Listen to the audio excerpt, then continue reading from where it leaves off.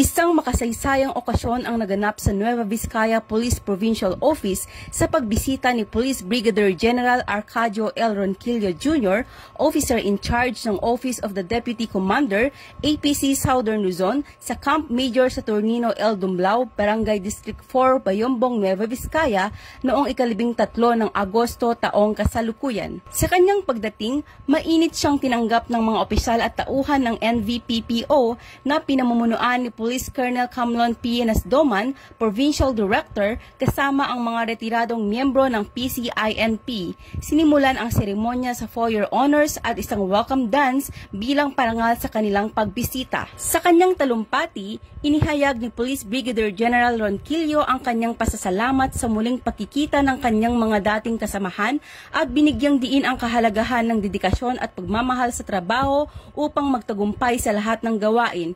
Hinimok din niya ang kasalukuyang mga tauhan na magpatuloy sa kanilang walang sawang paglilingkod sa bayan kasabay ng pagpapanatili ng mataas na antas ng integridad at profesionalismo. Bilang pagkilala sa kanyang serbisyo, inihandog kay Police Brigadier General Ronquillo ang isang token at memento.